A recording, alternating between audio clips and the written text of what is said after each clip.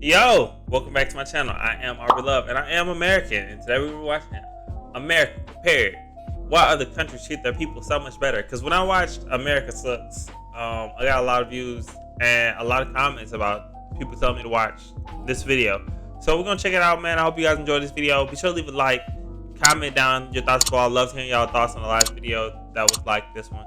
And be sure to subscribe to my channel. I'm trying to hit 1,000 subs, and I really would appreciate it if everybody subscribes. That's all I ask, man. So let's do it.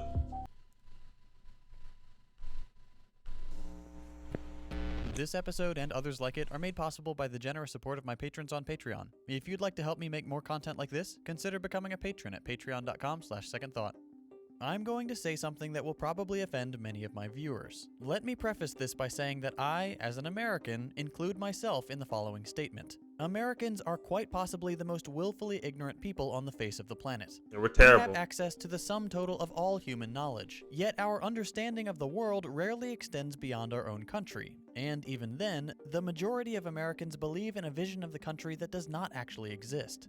It's not that we're stupid, we just tend to blindly accept that the US is the greatest place on Earth, and therefore don't see any reason to educate ourselves about the realities of the rest of the world. In this episode, we're going to pull back the curtain on how America actually compares to other countries. Let's do it. Consider why the richest country on Earth fails to treat its people with dignity and fairness.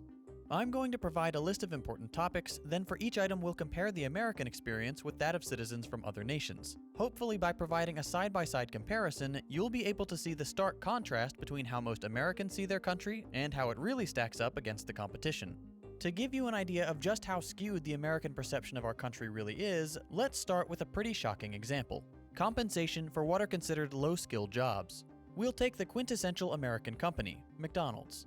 McDonald's is the world's largest restaurant chain by revenue. It operates in over 100 countries and serves over 69 million customers every day. As of 2018, McDonald's was the second largest private employer, with 1.7 million employees, behind Walmart's 2.3 million. How many times have you heard someone refer to McDonald's jobs or workers in a derogatory manner? A lot. For some reason, people who work at McDonald's are seen as inferior or lazy or have any number of other unfair and unkind assessments leveled at them. This probably stems from the old notion of flipping burgers being a job anyone can perform. But the animosity towards low-wage workers has grown significantly in the past few decades. And in America, McDonald's workers really do suffer a low wage. As of 2020, the average crew member at McDonald's makes $9 per hour. The average McDonald's cashier makes $8 per hour. The federal minimum wage in the United States is $7.25. I used to get a rate paid which that. has not been raised in over a decade, and which should not be considered a reasonable wage for any position, considering the fact that a full-time minimum wage worker cannot afford to rent a 2-bedroom apartment anywhere in the United States, Nowhere. and can't afford a 1-bedroom apartment in over 95% of US counties. Now, the all-too-common response to data like this is something like, well, yeah, it's not a hard job, you should just find a better one. Here's a simple question. Should any job, regardless of technical skill required, pay workers so little that they cannot afford to rent even the smallest place to live? Not to mention other necessities like utilities, food, and medicine.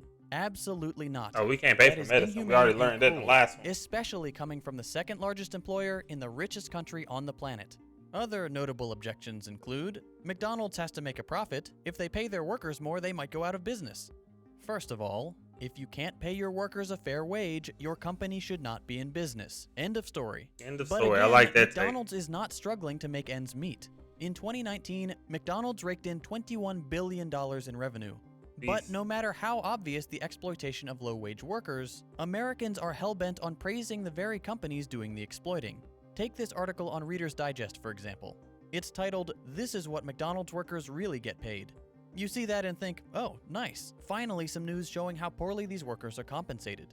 Then you scroll down and nope, they're actually praising McDonald's, saying things like, the food chain is also great for paying their workers fairly, and McDonald's is one of the highest paying fast food chains in the United States. This level of sycophancy is insane. If $8 or $9 an hour is some of the highest pay in the industry, that doesn't indicate that McDonald's is paying fairly. In and out. It Like indicates $15. that a massive chunk of the population is being paid poverty wages. This is where taking an international perspective is so critical. If all you see is feel-good stories about how well McDonald's workers are paid, you'll never know how badly American workers are actually being Yeah, let's treated. figure out. Let me hear how they pay everywhere else, man. Let's see how they pay everywhere. So y'all tell me in the comments, man. How much they pay around where you from? Let's take the same company, the same position, but in a different country. Here's a McDonald's in Denmark. The average McDonald's worker in Denmark, for doing the same low-skill job, makes $22 per hour. Well, hold on, you hear Reader's Digest scream from across the Atlantic. McDonald's workers in America get paid vacation days after just a year of work. Wow, enticing. In Denmark, when you're hired at McDonald's, not only are you making nearly 3 times what you would make in an American Mickey D's, you also instantly have access to a full year of paid family leave and a pension. That's no crazy. slaving away for a year to prove your value to the company. You're hired and you're treated fairly. Simple as that. McDonald's can afford to compensate all their workers like this, but they won't, because US laws allow them to exploit American workers to the point where they're basically slaves, earning the bare minimum to survive, paying all of their income, and often going into debt just a lot of jobs are and here, having man. no way to escape this vicious cycle because they're working such long hours. This is the case across all of America's low-wage jobs, of which there are many. The plight of the low-wage worker is incredibly dire. And all you have to do to understand that is look at how those same workers are treated in other wealthy countries. Let's move on to another topic, work-life balance. Fair wages are definitely part of this equation. If you're paid fairly, you don't need to work a second job, which will free up your time to be spent elsewhere. But we're going to focus on other metrics, specifically the length of the work week, vacation time, and parental leave. Okay, Let's let's start do with it. the US. Most Americans would say that 40 hours per week is full-time. That seems to be the general consensus. Yeah. But, in keeping with the country's exploitative labor practices, the hilariously named Fair Labor Standards Act does not actually define what qualifies as full-time. That's left up to the employer. Okay, why does this matter? Well, think of your past part-time jobs. Did you get any benefits? Healthcare, 401k? Probably not. Most benefits, when they're offered at all, are reserved for full-time employees. Companies don't want to provide benefits because they affect their bottom line. America is all about cutting costs, and providing workers with fair compensation is a cost. Yes. So, imagine you apply for a full-time job at Best Buy. You're offered the job, but they tell you they only have part-time positions, but they can give you almost full-time. They make it sound like they're doing you a favor, offering you more hours than normal part-time. But this is just another example of employers exploiting their workers.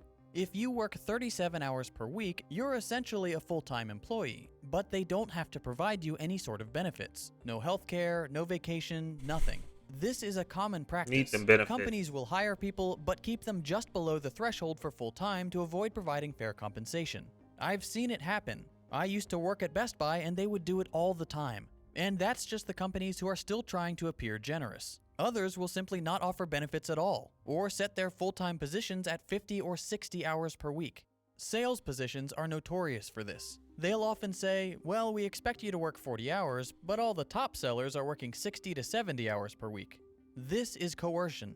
They're trying to pressure you into working more hours to benefit them, and the compensation is never what they claim it will be. By allowing employers to define full-time work, American workers are held captive by corporations, all kind of forced to side either work businesses, absurd man. hours to qualify for full-time benefits, or find a second job to help cover the cost of things like health insurance. Both of these options lead to a terrible work-life balance, and as real wages have decreased and benefits have been offered less and less over the years, huge numbers of American workers have developed an unhealthy work-life balance. For example, in 1960, when workers had real bargaining power, only 20% of American women worked. Today, 70% of children live in households where both parents are working full-time. Where does all this lead? As of 2020, over 85% of American men and 66% of women work more than 40 hours per week.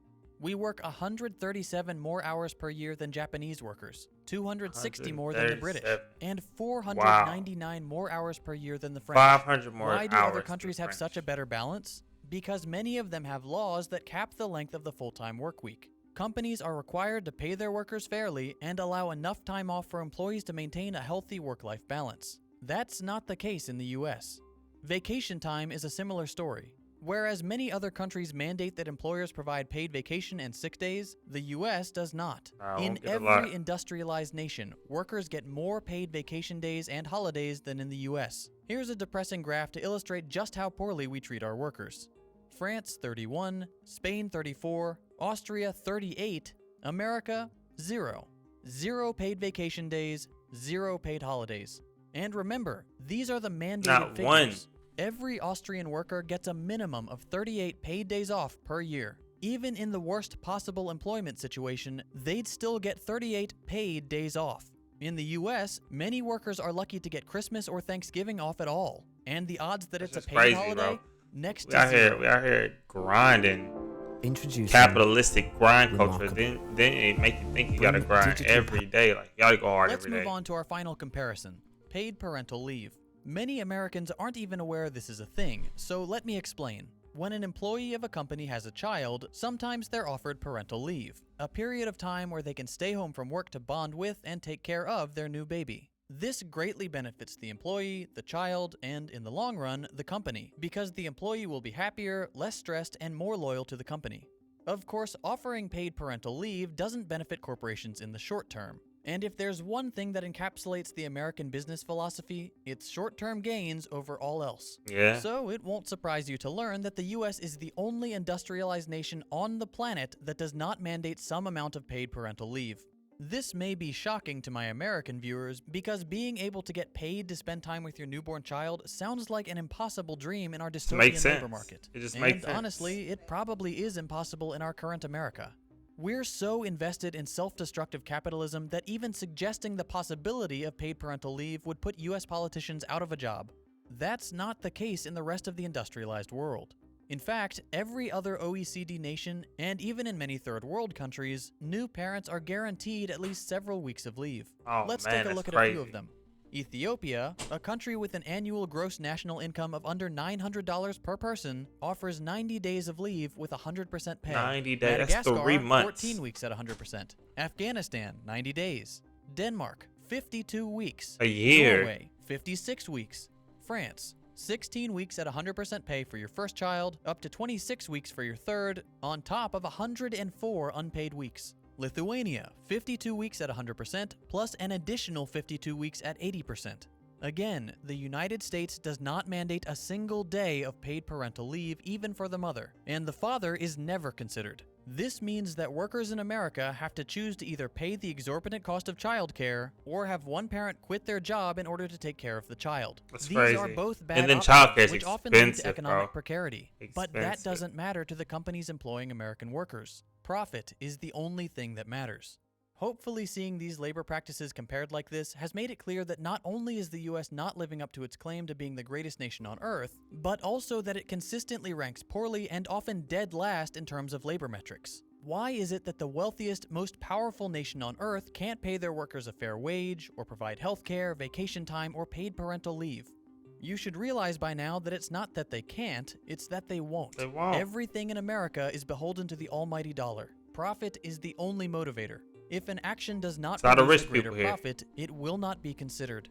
Over the last few decades, Americans have watched as our livelihoods, our quality of life, and our dignity have all been stripped away by those who already make obscene amounts of money. Those in power say we're all in this together, but that couldn't be further from the truth. The ultra-wealthy and the world's largest corporations rely on Americans remaining ignorant. They rely on us accepting the lie that America is the greatest nation on earth, that it couldn't possibly get any better. All you have to do to shatter that lie is to take a look around the world. Other nations take care of their citizens. Even impoverished nations, or nations that we've bombed into oblivion, take better care of their people than the US does. American workers need to relearn the language of class struggle and work together to break the wheel of the capitalist machine. Gotta If we break want to it, bro. claim that the United States is the greatest place on earth, we need to make it that way. Yeah, you got me there. I mentioned at the beginning of this video that this kind of content is supported by my All right, y'all, man. Let me get all my thoughts. It's just crazy because when you live here, you just see so much. And like all the stuff he said, man. We don't get paid days off. Childcare is super expensive. So if you're a parent, it would help for you to get 52 weeks off. So you know what I'm saying? At least the first year, pay off, so you can just at least be with your kid. Because kids be bad now. So we need some more proper home training. And it makes sense because we can't get off the train. McDonald's not being. Denmark gets paid $22 an hour. They get 75. That's just crazy, man. And it doesn't get any better. Like stuff just going downhill every year for us. Like it's cool to be free.